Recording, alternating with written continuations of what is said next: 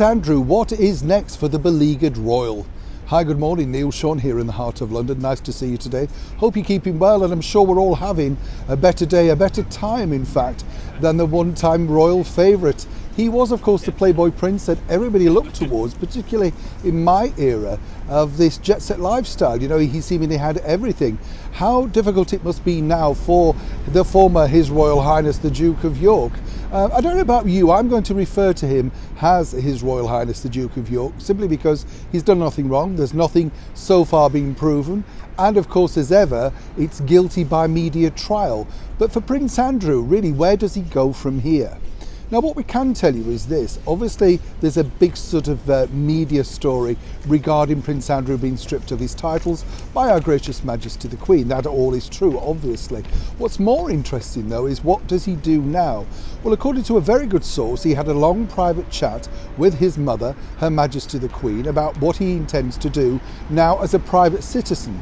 And according to them, he feels very sure, in fact, that he can clear his name and move forward, and more importantly, return to some kind of royal life.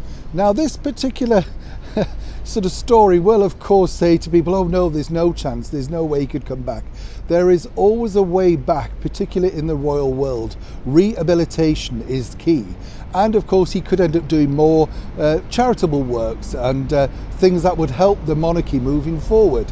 The difficulty, of course, now is that because of the media have decided he's guilty, as I say, by media trial, who is Andrew truly turning to? Well, it's very difficult in the case of course, his elder brother, His Royal Highness Prince Charles, because of the position that he is in. But I am told by very good inside palace courtiers this.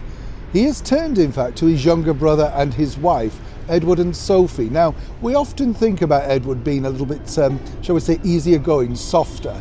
But of course, he is a man of steel. He's been resolute in carving his own way throughout this very tricky path of royal life. Something, apparently, which Prince Andrew has greatly admired. So it's nice to know at least that there is someone within the family looking out for him, as I'm sure is his mother, Her Majesty the Queen. As for Prince Andrew, there is talk, of course, that there's a possible payoff and that could really resolve the situation, but that also leaves a terrible stain on his character.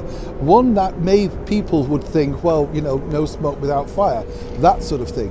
We truly don't know the context or the background to this story. All we do know is where we're at right now, and in particular, if you're the Duke of York, it's not a pleasant situation. But as he said allegedly to his mother, he can fix this and he can move forward. Whether he can move forward back into royal life as ever remains to be seen. Neil Sean in the very heart of London.